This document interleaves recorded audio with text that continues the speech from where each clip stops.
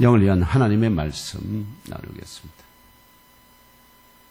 영을 위한 하나님의 말씀, 이제 고린도후서로 들어갑니다. 고린도후서 1장 12절에서 24절 말씀입니다. 긴 말씀인데 한 절씩 교독하도록 합시다. 12절에서 24절, 마지막 절은 합독합니다. 제가 12절 읽겠습니다. 우리가 세상에서 특별히 너희에 대하여 하나님의 거룩함과 진실함으로 행하되 육체의 지혜로 하지 아니하고 하나님의 은혜로 행함은 우리 양심이 정언하는 바니 이것이 우리의 자랑이라.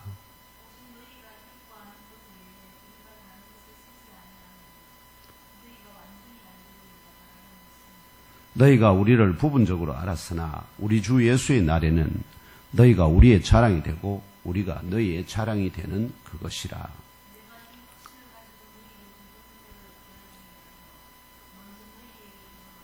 너희를 지나 마게도냐로 갔다가 다시 마게도냐에서 너희에게 가서 너희의 도움으로 유대로 가기를 계획하였으니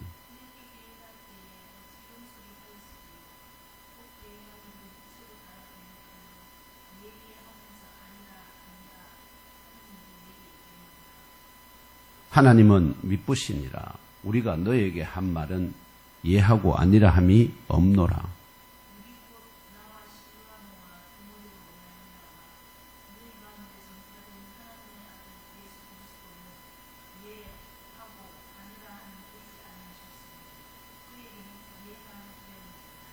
하나님의 약속은 얼마든지 그리스도 안에서 이해가 되니 그런즉 그로 말미암아 우리가 아멘하여 하나님께 영광을 돌리게 되느니라.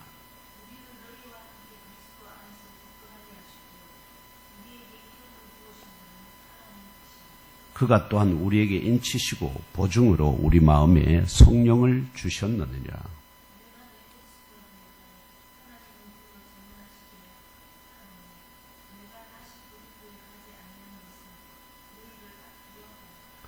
우리가 너희 믿음을 주관하려는 것이 아니요 오직 너희 기쁨을 돕는 자가 되려 함이니 이는 너희가 믿음에 섰음이라. 아멘. 이 본문을 중심으로 인치시고 보증으로 주신 성령이라는 제목으로 2023년 고난주간을 여는 종료주일에 주시는 하나님의 말씀을 함께 상고하겠습니다. 내일부터 고난주간에 들어갑니다. 제목 함께 읽겠습니다. 시작. 인치시고 보증으로 주신 성령. 오늘 2023년 4월이 시작되는 이 시간 예몸교회 종료주일 예배에 참석하신 모든 분들과 온 가족 모두 올 한 해 더욱 강건하시고 범사가 잘 되고 주의 명령에 무조건 예스로 응답하시는 순종의 용사들로 연단되시기를 나사렛 예수 그리스도 이름으로 축원합니다. 무엇보다 먼저 여러 우여곡절 가운데서도 오늘 여기까지 선하게 인도하여 주셨고 또 이후에도 아낌없이 복과 은혜와 사랑을 부어주시며 영원한 생명으로까지 인도하여 주실 주 하나님께 감사 경배로 그 이름을 송축하며 높여드립시다. 할렐루야! 그렇습니다. 2023년 총회주간 7주간 이어진 샬롬 축복 부흥 전도 초청 운동의 열매를 거두는 지난 3월 19일을 블레싱데이를 기점으로 갑자기 찾아온 코로나19 감염과 격리 과정을 겪으며 심적인 고통 가운데서도 예몸교회 개척사역 마인드의 전환을 위한 안식의 과정으로 삼게 하시는 주의 은혜를 깨닫게 되었습니다.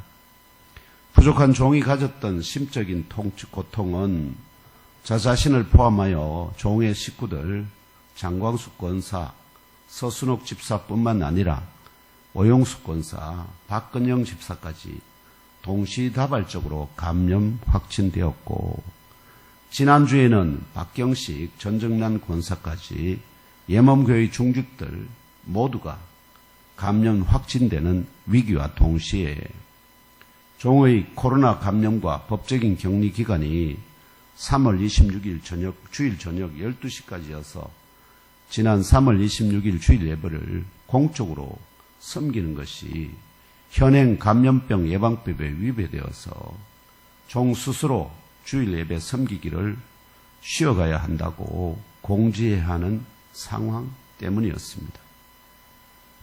그러한 심적 압박과 고통 가운데서 고육지책으로 홀로 26일 주일 예배를 주 하나님께 올려드린 이후에 예몸 교회 중직들에게 불어닥친 이 코로나19 감염과 격리가 지난 5년간 쉼없이 이어져 온 예몸교회의 개척 사역의 1단계를 종료하고 주 예수 그리스도께서 고난당하고 죽으시는 고난주간을 통과하여 다음 주일 새벽에 부활하시듯이 예몸교회도 다시 살아 든든하게 세워져가는 2단계 사역으로 전환하시는 주의 섭리와 인도의 징표로 오히려 부활의 왕성한 생명력으로 예몸교회와 그 지체된 형제자매 여러분을 견인하여 주실 것이다는 더 큰 소망을 얻게 하셨습니다.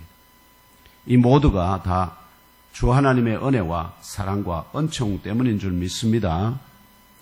이것이 주 하나님 앞에 올려드리는 저의 2주간의 삶의 보고입니다. 오늘 형제자매 여러분도 각자의 한 주간 삶의 보고에 따라 새롭게 하달되는 명령이 무엇인지 주 하나님의 음성을 친히 들으시고 깨달아 알고 믿고 심령에 잘 박힌 못으로 영접하시는 영적 교제와 은혜의 시간 되시고 그 받으신 명령도를 온전히 복종하여 직면한 영적 실험과 영적 전투에서 이기고 승리하시기를 하나님의 집이시요 이 세상 만물의 주인 되시는 나사렛 예수 그리스도의 이름으로 축복합니다. 오늘 종료주일을 맞아 이 세상 만물을 창조하신 주 하나님께서 예몸교회 주일 예배에 참석하신 형제자매 여러분과 또한 우리 예몸교회 지체된 형제자매들을 위하여 주신 말씀 가운데 22절에서 바울과 실루아누와 디모데는 고린도 교회에 지체된 형제 자매들에게 그가 또한 우리에게 인치시고 보증으로 우리 마음에 성령을 주셨느니라라고 증언합니다. 그렇다면 인친다는 것이 무엇이며 어떤 의미일까요? 누가 바울과 실루아누와 디모데에게 무엇으로 인치셨을까요? 또 보증은 무엇이며 어떤 의미일까요? 이러한 질문들을 간략히 상고하는 가운데 보이지 않는 영의 세계와 그 가운데 천사와 같은 영적 존재를 창조하셨을 뿐만 아니라 보이는 세계와 그 가운데 사람을 포함한 우주 만물을 창조하신 전지전능하시고 시공간에 초월하여 존재하시는 창조주 하나님께서 저와 형제자매 여러분을 택정하여 왜 예몸교회로 인도하시는지 그 뜻과 그분의 마음이 깨달아지고 믿어지고 나사렛 예수를 여러분 각자의 주인으로 영접하시는 복을 얻으시기를 축원합니다. 첫째, 인친다는 것이 무엇이며 어떤 의미일까요? 인친다는 말은 도장이나 인장을 찍어 봉한다는 의미입니다. 도장은 인장이나 도장, 인장은 보통 여기 왕들이 손가락에 반지 도장입니다. 그걸 찍어서 문서나 조서에 이거는 내가 내리는 것이다 하는 표시를 하는 것입니다. 그렇게 또는 이거는 중요한 거니까 내가 원하는 사람에게 도달하기 전까지 열지 마 하는 표시로도 인장을 찍습니다. 그러므로 인친 도장의 주인이 누구이냐에 따라 권위와 위엄이 달라집니다. 왕이 내리는 것과 또 일반 사람들 사이에 도장을 찍는 것과는 차이가 있다 하는 것입니다.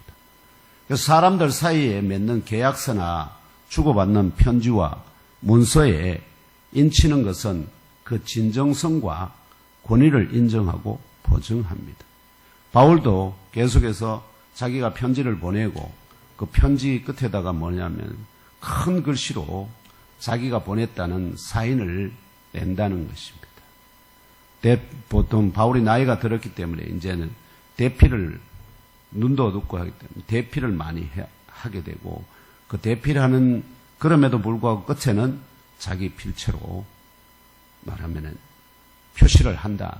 이게 일종의 인친다는 의미입니다.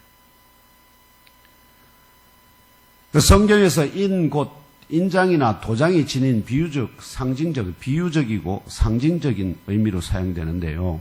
이것은 하나님의 인정과 보증, 하나님이 인정하고 보증한다. 또는 소유권에 대한 보증, 또는 확증, 그리고 확실함, 부부간의 깊은 애정, 이걸 표현할 때도 인을 쳐서 서로의 순결을 말하면은 보증하는, 그 다음에 비밀. 그래서, 예를 들면 다니엘에게 그거 때가 이럴 때까지 봉인하라 하는 것, 그 다음에 감춰진 것, 그 다음에 소중함, 막강하고 완전함, 이런 뜻을 의미합니다. 인을 친다는 것. 따라서 오늘 본문 21절로 22절이 정언하는 바와 같이 주 하나님께서 고린도에 예몸 교회를 개척하도록 사도 바울과 그 동역자들을 파송하신 목적에 부합하도록 몇 가지 징표를 주셨습니다. 왜냐하면 고린도에 사도 바울과 그 동역자들을 파송한 것은 그들이 임의로 간 것이 아닙니다. 아시죠? 드로아에서 원래는 사도 바울은 소아시아에서 사역을 하려고 그랬는데 드로아에 내려갔을 때 마케도니아 한 사람이 그들을 손짓하는 우리 여기 와 우리를 건너와서 마케도니아를 건너와서 우리를 도와라 하는 그런 환상을 보게 되죠. 그때 그 환상을 성령께서 보여주시는 사인으로 받아서 그래서 마게도냐를 건너갔고 그 마게도냐의 끝에 결국 고린도에 도착해서 그 고린도 교회를 개척하게 되었기 때문에 이 모든 역사에 결국은 하나님의 인도하심이 있었다. 보내심을 받았다 하는 것을 알 수 있습니다. 그렇다면 그 보내는 과정에서 바울이 뭘 증언하느냐 하면 하나님께서 이걸 보내기 전에 그들에게 몇 가지 징표를 주셨다. 주께서 우리를 보낸다는, 고린도의 예몸교회를 개척한다는 것, 혹은 이 경산의 예몸교회를 개척한다는 것이 갖는 의미는, 영적인 의미는 다 동일합니다. 아시겠죠? 고린도의 바울에 의해서 고린도의 그 교회도 동일하게 예몸교회를 할 수 있습니다. 고린도에 개척된 예몸교회, 이 경산에 개척된 이 예몸교회, 이 예몸교회를 개척한다는 것이 갖는 영적인 의미는 21절에 뭐라고 바울이 증언하느냐 하면은 우리를 너희와 함께 그리스도 안에서 굳게 하신다는 이 정언 속에 담겨 있습니다. 즉 파송을 받은 자들과 거기에서 고린도에서 이렇게 세운 자들을 그리스도 안에서 한 덩어리로 굳게 하신다 하는 의미입니다. 그것이 바로 교회가 갖고 있는 의미입니다. 바울이 갈라디아도 가서 교회 세고 빌립보에도 가서 교회 세고 다 했지만 그것들이 전부 다 바울과 한 몸, 한 덩어리입니다. 그리스도 안에서 한 덩어리라는 것이죠. 그래서 참교회는 예몸교회입니다. 참교회의 머리는 죽으시고 부활승천하셔서 인자의 영광을 받으신 하늘의 나사렛 예수 그리스도이시고, 참교회는 바로 이 나사렛 예수 그리스도의 몸입니다. 하늘의 머리와 땅의 몸을 연결하고 생명력을 갖게 하시는 분이 바로 오순절에 지상으로 강림하여 이 세상의 종말까지 예몸교회와 그 지체들을 옆에서 돕고 변호하시는 분이 바로 성령 하나님이십니다. 그러므로 참 교회는 오직 성령으로 하늘의 머리에 연합된 예몸 교회뿐인 줄 믿습니다. 이러한 유일하고 하나된 영적 교회, 곧 참 교회론에 근거하면 자신의 머리,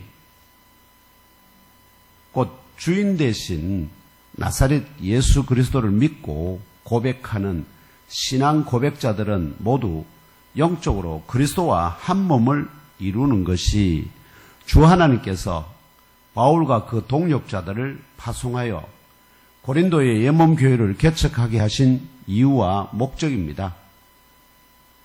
바로 우리를 너희와 함께 그리스도 안에서 굳게 하신다는 증언은 파송된 사도 바울과 동역자들을 고린도 교회의 성도들과 함께 그리스도의 영적인 몸을 이루어 분리되지 않도록 경고하게 하시는 것이 바로 주 하나님의 뜻입니다.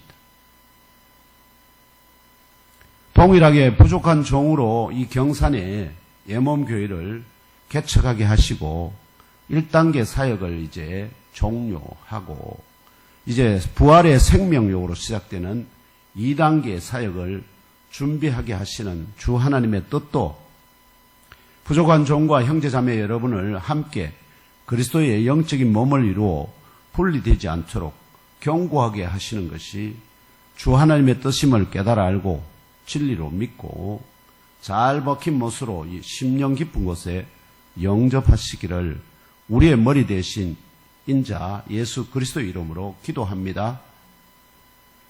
이처럼 신비하고 영적인 사명을 맡기고 바울과 그 동역자들을 주 하나님께서 사도로 삼아 고린도로 파송하신다는 변조하지 못할 참된 징표가 무엇일까요?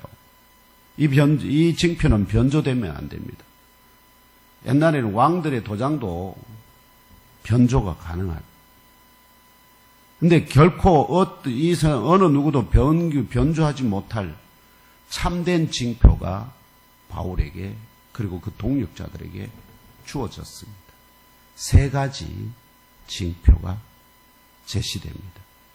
첫째는 주 하나님께서 바울과 그 동역자들에게 기름을 부으셨다는 것입니다. 21절에 나옵니다.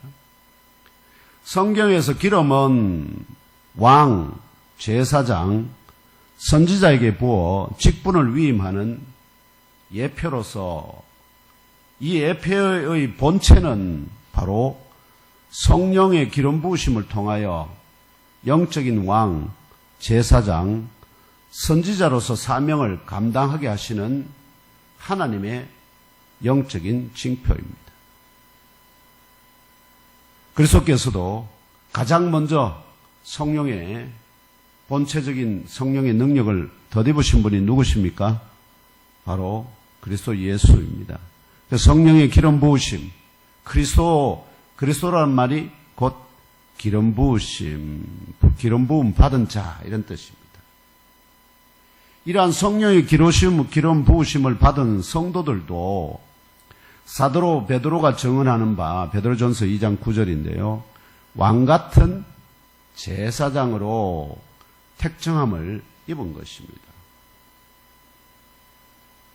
이것이 바로 주 하나님께서 바울과 그 동역자들에게 기름을 부으신 이유입니다. 바울과 그 동역자들은 왕같은 제사장으로 세움을 입고 고린도 교회에 고린도 지역에 보내졌다, 파송되었다 하는 것입니다.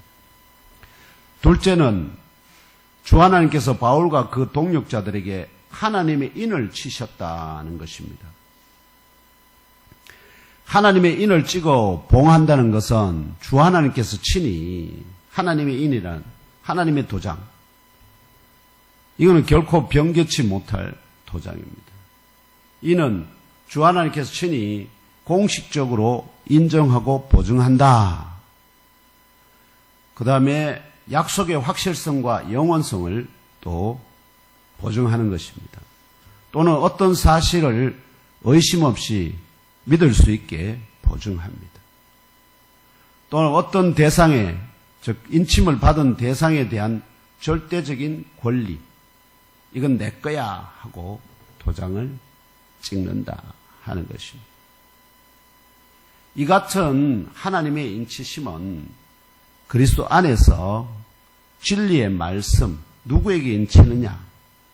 진리의 말씀, 곧 구원의 복음을 듣고 그리스도 안에서 또한 믿어 약속의 성령으로 인치심을 받는다는 말씀대로 믿는 자들에게 주시는 영적 징표입니다. 이것은 결코 사람이 변개치, 변조할 수 없는 징표입니다. 그렇다면 하나님의 인은 어디에 찍을까요? 하나님의 인을 찍었다고 말했어요. 옛날에 말하면 종들이나 이럴 때는 뭐 여러 군데 찍습니다. 몸매에도 그 문신, 지우지 못하도록 그런 몸이나 이마나 등짝 이런 데다가 찍습니다. 불도장을 찍습니다. 짐승에게도 양이나 이런 것들 표시할 때 찍습니다. 그렇다면 하나님의, 그거는 세상에 말하면 것이고, 하나님의 인은 어디에 찍을까요? 바로 택함을 받은 자의 이마에 찍습니다. 어디에서 알 수 있을까요? 계시록 7장 2절에서 4절을 함께 읽으며 알아봅시다. 여기 나와 있습니다. 넘겨주세요. 계시록 7장 2절에서 4절 함께 읽습니다. 시작. 또 봄에 다른 천사가 살아계신 하나님의 인을 가지고 해 돋는 데로부터 올라와서 땅과 바다를 해롭게 할 권세를 받은 네 천사를 향하여 큰 소리로 외쳐 이르되 우리가 우리 하나님의 종들의 이마에 인치기까지 땅이나 바다나 나무들을 해하지 말라 하더라. 내가 인침을 받은 자의 수를 들으니 이스라엘 각의 자손의 각 지파 중에서 인침을 받은 자들이 14만 4천이니 아멘. 바로 이들이 아시죠? 여기에 인침이 하나님의 인이 나오죠. 다른 살아계신 하나님의 인을 가지고 내려온 천사가 있습니다. 그리고는 하나님의 종들의 이마에 결국은 이 인침을 받은 자들은 누구라는 거예요? 하나님의 종들이라. 결국은 하나님의 종들이나 하나님의 일을 위해서 택함을 받은 자들, 특별한 자들이다. 그들은 생명을 아끼지 않고 하나님의 일에 매진하는, 자기의 삶을 위해서 사는 것이 아니라 하나님의 사역을 위해서 사는 자들이다. 그들을 특별 대우, 말하자면 지상에서 온갖 하나님의 일을 잘 감당했기 때문에 그들에게는 하늘에서 어떻게요? 특별 대우를 한다. 그렇게 택함을 받은 자의 수가 14만 4천이다. 그렇습니다. 하나님의 인은 택함을 받은 자의 이마에 찍습니다. 그러면 이 하나님의 인에 새겨진 표시나 글자는 무엇일까요? 도장은 보통 무슨 자기 황제의 무슨 두상이나 뭐 이런 거 표시를 합니다. 왕이다 하는 표시를 합니다. 그렇다면 이 하나님의 인에 새겨진 표시나 글자는 무엇일까요? 계시록 14장 1절을 함께 읽으며 또한 알아봅시다. 시작. 또 내가 보니 보라 어린 양이 시온산에 섰고 그와 함께 14만 4천이 서 있는데 그들의 이마에는 어린 양의 이름과 그 아버지의 이름을 쓴 것이 있더라. 아멘. 자, 여기 보면은 아까 14만 4천에게 뭘 찍었습니까? 하나님의 인을 찍었는데, 근데 그들의 이마에 그러면 하나님의 인의 자국이 남겠죠. 근데 그 자국에 그들의 이마에 뭐가 써져 있습니까? 어린 양의 이름과 그 아버지의 이름. 이게 쓴 것이 아니고 결국은 새겨진 거죠. 찍힌 거죠. 찍힌 것이 있더라. 요 찍힌 것. 그럼 어린 양의 이름은 그리스도. 그 다음에 그 아버지 이름은 여호와. 알겠죠? 여호와. 그래서 그 어린 양의 이름은 곧 그리스도이고 그 아버지의 이름 여호와가 하나님의 인에 새겨져 있고 그 인을 이마에 맞은 자들은 그 이름이 그 이마에 찍히게 되는 것입니다. 모두 영적인 징표들이기 때문에 영적인 분별력이 없는 사람들의 눈에는 이러한 징표들이 보이지 않는 것이 당연하지 않겠습니까? 누구 눈에는 보일까요? 천사들과 사탄 마귀의 눈에는 이게 보이는 겁니다. 그렇기 때문에 그런 인을 받은 자들은 어떻게 해요? 접대하는 거죠. 근데 사람은 그걸 알 수가 없어요. 그래서 참 사명자에 대해서도 교회나 성도들 사이에서도 이런저런 의심과 말들이 생기는 것입니다. 누구도 의심을 받고 그랬을까? 왜 이걸 자기가 받았다는 걸 지금 세 가지 징표를 받았다는 걸 바울이 고린도 교회 성도들에게 얘기할까요? 고린도 교회에 거짓 선지자들이 들어와가지고 바울은 진짜 사도 아니다. 왜냐하니까 12사도 안에 들어있지 않았기 때문에 예수를 직접 만나서 가르침을 받지 않았다는 것을 알고 있는 거죠. 그래서 그걸 증언하니까 그럼 이상하잖아요. 근데 바울은 결국은 남들이 아무도 알 수 없는 특별한 과정을 통해서 어떻게요? 그리스도의 사도로서 특별한 사도로 세움을 받게 되죠. 셋째는 첫째 징표에 뭐였습니까? 성령의 기름 부음을 받는 것. 두 번째 징표는 하나님의 인으로 인치는 것을. 그 다음에 셋째가 뭐냐 하면은 주 하나님께서 바울과 그 동역자들의 마음들 가운데 성령의 보증을 주셨다 하는 것입니다. 성령을 보증으로 주셨다 하는 거예요. 바울과 그 동역자들의 각 개인의 마음안이 아닙니다. 여기 마음에 해서놨잖아요. 그 원어를 번역하면 각 개인의 마음안이 아니라 바울과 그 동역자들의 마음들 가운데, 그러면은 마음들 가운데 줬다는 것은 뭘까요? 마음과 마음을 뭐 하기 위해서? 마음은 영적인 것이거든요. 이 영적인 것들을 어떻게 성령을 통해서 하나로 연합시키기 위해서 그게 성령을 보증으로 주셨습니다. 이 성령의 보증이 바로 바울과 그 동역자들 그리고 고린도 교회 형제 자매들의 마음을 함께 연합시켜서 그리스도의 영적 한 몸을 이루어 하시기 위해서 절대적으로 필요합니다. 이 그들 가운데 함께하는 성령의 이 보증이 결국 성령의 능력과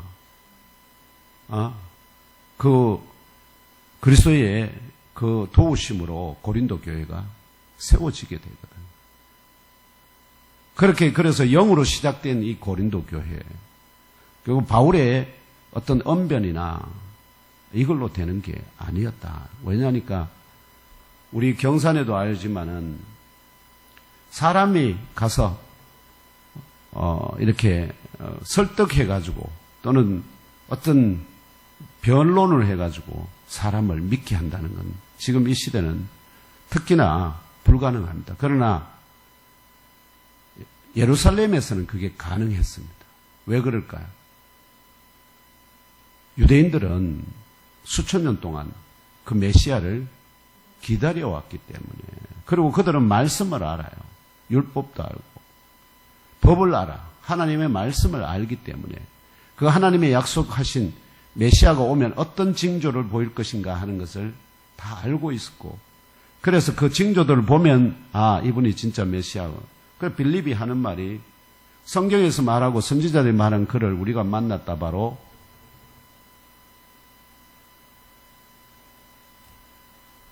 나사렛 예수다. 이렇게 빌립 나다나엘에게 증거할 수 있듯이. 그러니까 나다나엘이 갈릴리에서 그거에서 나사렛에서 무슨 선한 것이 날 수 있느냐 하니까 빌립이 와보라 해서 그래서 찾아 나오지 않습니까? 그렇게 되는데 사마리아 여인에게도 가서 예수님께서 복음을 말하면은 대화를 나누는 중에 여인이 결국은 뭘 그합니까? 사마리아 여인이 완전히 이방화되어 있는데도 불구하고 그 사마리아 여자가 뭘 합니까? 그리스도가 오시면 알겠죠. 그런 문제적인 여인들조차도 다 어떻게 해요? 그런 메시아 그리스도가 오시면 자기들에게 뭔가 이 마음의 모든 갈증들을 풀어주고 그럴 것이다 하는 것을 기다리고 있었다는 것입니다. 이처럼 주 하나님의 택정함과 세 가지 영적 징표를 받아서 주 하나님의 사도로서 왕같은 제사장으로 고린도로 나아갔기 때문에 그들은 당대의 고린도 철학자들처럼 육체의 지혜로가 아니라 하나님의 은혜로 하나님의 거룩함과 진실함으로 그들을 향하여 나아간 것이 바로 사도 바울과 그 동역자들의 자랑이라. 우리가 이렇게 나온 건 우리 그걸로 나온 게 아니야. 하나님이 우리를 보내서 왔기 때문에. 그런데 그러면서도 우리에게 세 가지 징표를 주셔서 그래서 우리는 너무나 기쁘고 즐거워. 이게 우리의 자랑이야. 이렇게 말하고 있는 것입니다. 그리고 양심이 또한 우리가 너희들이 나온 것이 우리의 의도가 아니고 하나님의 뜻으로 나왔다 하는 것을 증언한다고 12절에 말합니다. 결국은 왜 이걸 증언해야 될까요? 아무도 의심 안 하는데 증언해야 될 필요가 있습니까? 바울은 가서 이미 교회를 세웠고 다 했어요. 그런데 그 바울의 사도권을 어떻게 해요? 바울이 진짜 하나님의 보냄자가 맞는지 이거에 대해서 의심하고 끝까지 그걸 물고 떨어지는 자들이 있었거든. 그런 자들에게 어떻게 해요? 이 편지를 통해서 내게 이런 세 가지 징표가 있는데 이래도 너희들이 부인할 것이냐. 그래서 이어지는 13절, 14절에 바울의 사도권을 의심하고 비판한 고린도 교회 지체들이 자신들을 온전히 알게 되는 주 예수의 날이 되면 주 예수의 날이 올 것을 기대합니다. 주 예수의 날이 어떤 날일까요? 주 예수의 날은 심판의 날입니다. 그 종말의 날입니다. 그 날이 되면 어떻게 해요? 모두가 다 바울과 고린도 교회의 모든 지체들이 누구 앞에 서겠습니까? 그리스도 앞에, 주 예수 앞에 서게 되게 돼요. 그렇게 되면은 서로가 어떻게 해요? 고린도 교회의 성도들이 뭐라 하겠습니까? 바울을 만나면 당신 때문에 우리가 살았다. 그러면서 사람들이여 보소, 이 바울 좀 보소, 우리를 살리려고 우리 동네로 왔습니다. 이렇게 자랑할 것이고, 바울도 어떻게 해요? 그렇게 많은 자들 중에서 그래도 택함을 받아서 끝까지 성령 안에 견고하게 남아서 그곳으로 돌아온 그들을 어떻게 해요? 자랑하게. 그렇게 서로가 서로에게 자랑이 된다 하는 것입니다. 마찬가지로 우리가 지금 블레싱 데이에 초청한 사람들이 그들은 귀찮아서 한번 하도 가자 하니까 한 번쯤 여러 가지 관계 때문에 한 번쯤 가보지 해가지고 귀찮게 하지만 나중에 정말 깨닫고 알게 돼서 주를 믿고 그래서 보좌 앞에 함께 모였을 때는 크게 우리를 기뻐하고 자랑하게 될 것입니다. 우리도 그들을 기뻐하고 자랑하게 될 그때를 바라보면서 현재의 그런 불신과 또 귀찮아함과 거절함 이 모든 것을 이기고 굳게 서기를 주님의 이름으로 축원합니다. 바울은 이러한 기대와 확신, 이걸 확신이죠. 이런 기대와 확신을 가지고 사도 바울과 동역자들이 두 번이나 먼저 그들에게 나아갔지만 어떻게 되었을까요? 그들에게 정말 귀한 거, 더 깊은 거 가르치려고 나아갔는데, 자신의 사도됨을 증언하러 나아갔는데 오히려 낭패를 당합니다. 큰 분쟁이 일어났어요. 그래서 그들을 다 막 징계하고 막 이렇게 하기보다는 오히려 바울이 그곳을 피하여 먼저 에베소로 물러나 편지로 소식을 전하게 된 것입니다. 이 편지가 바로 첫 번째 편지입니다. 두 번째 편지는 어떻게 쓰이게 되느냐 하면은 에베소에 있는데 거기에 거짓 선지자들이 들어오고 해가지고 바울의 사도 아니다. 그는 가짜다. 바울이 너희들에게 그렇게 해서 너희들을 자기가 마음대로 흔들려고 뭔가 취할 것이 있어서 그렇게 한다. 이렇게 거짓 선지자들이 들어와서 교회를 흔들었거든. 바울을 일단 고린도 교회에서 빼내야 자기들이 거기서 말하면은 그들을 취할 수 있으니까. 그래서 그걸 문제를 해결하기 위해서 어떻게요? 바울이 편지를 써서 보냈는데 그들을 징계하고 말하면은 그들을 쫓아내라. 이런 아주 강한 편지를 써서 보냈는데 그 편지는 남아있지 않아요. 그걸 누가 들고 왔냐면 디도가 들고 왔어요. 에베소에서. 그래서 디도가 들고 왔는데 어떻게 됐는지 소식이 안 오고 궁금해했거든. 그래서 바울이 답답해서 에베소에 그냥 못 있고 어디로 가느냐 하면은 드로아까지 갑니다. 드로아는 마게도냐에서 바로 건너오는 자리니까 디도가 그쪽으로 해서 온다는 소식을 듣고 드로아까지 가서 기다리고 있는데, 그래서 그 드로아에서 뭐가 열렸느냐면 바울이 거기 있으니까 드로아에 복음을 전할, 말하면 드로아 교회를 개척할 길이 열렸어요. 그래서 성령께서는 그곳에서 사역하기를 정말 문이 열렸다고 그래요. 드로아에서 복음을 문이 열렸는데 그럼에도 불구하고 그곳에서 사역 안 하고 어디까지 건너뛰어 가느냐 하면은 고린도 교인들 때문에 마게도냐로 건너가요. 그래서 빌립보쯤에서 뭘 받느냐면은 디도를 만나요. 그래서 디도가 와서 소식 전해주는 것이 뭐냐니까 고린도 교회 성도들이 대부분 회개하고 통회하고 회복하고 그 거짓 선지자들도 이렇게 멀리하고 이제 이런 좋은 소식을 전해주니까 바울이 너무나 기쁘고 감사해서 어떻게요? 그럼에도 불구하고 여전히 아직도 바울의 사도권을 의심하는 자들이 그 안에 있었기 때문에 그래서 이 편지를 지금 에베소 빌립보에서 쓰고 있는 거예요. 빌립보.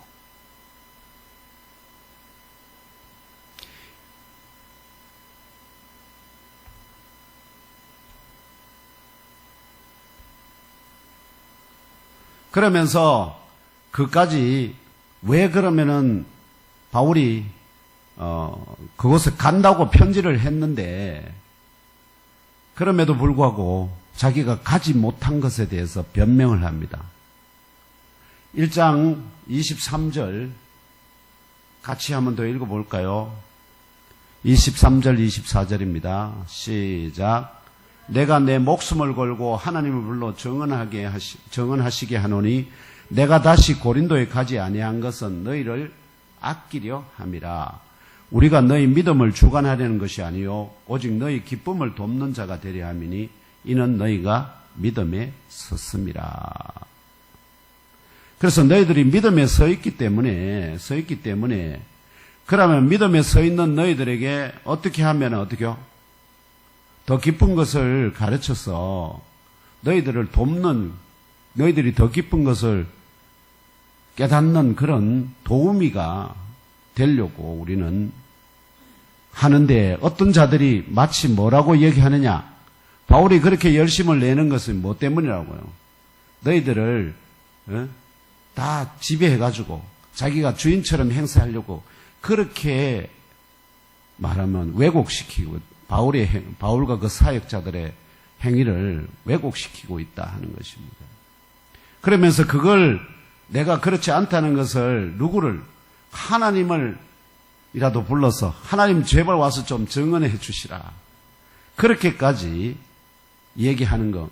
그래서 그들에게 나아가지 아니한 것은 왜 또다시 나아가지 않느냐 하면 그곳에 고린도 교회를 혼란스럽게 하는 자들이 있었어요. 그래서 나아가서 그들을 어떻게 다 징계하고 막 그거 하려고 했는데 그러면은 부득불 그 가운데 어떻게 다치는 자가 많이 있어요. 그러면 교회가 교회 시끄러워서 마치 현대 교회에서 교회 분란이 생기면 어떻게 되죠? 약한 지체들이 다 실망해서 떠나가지 않습니까? 그걸 염려해서 뭐 하지 않는다니까. 차라리 하나님이 이 문제를 성령께서 계시니까 조정할 때까지 차라리 기다리자. 그래서 기다리면서 지금 이 편지를 써보내고 있는. 그래서 왜 내가 다시 가지 않았는지 그 이유를 이렇게 적고 있는 것입니다. 이해되시죠? 결론적으로 말씀드리면 지금 몇 가지 중요한 이야기. 결국 교회를 개척한다는 건 여기에 성도들 많이 모아가 막 삐까번쩍하게 하나님의 기쁨에 막 큰 찬양 올려드리는 게 문제가 아니고 그리스도의 우리와 함께 그리스도의 한 몸을 이룰 지체들을 그런 성도들을 성령으로 하나 되게 하는 이 역사를 위해서 하나님이 교회를 개척하게 하신다 하는 것입니다. 그래서 그런 사명을 맡은 자들에게 하나님이 세 가지 징표를 주십니다. 첫째, 성령의 기름을 부어주셔서 그래서 왕같은 제사장으로 삼아주시고 두 번째가 하나님의 인으로 인쳐주신다. 그것은 하나님이 보낸 뭘로 인쳐주냐? 성령에 그 인쳤다는 것을 뭘로 보증해 주시느냐? 성령으로 보증해 주신다. 이 세 가지 징표가 사역자에게 참된 사역자라면 참된 성도라면 어떻게요? 있어야 한다 하는 것입니다. 그래서 하나님의 인치심은 그리스도 안에서 진리의 말씀 곧 복음의 구원의 복음을 듣고 그리스도 안에서 또한 믿어 약속의 성령으로 인치심을 받는다는 말씀대로 믿는 자들에게 주시는 영적 징표의 하나입니다.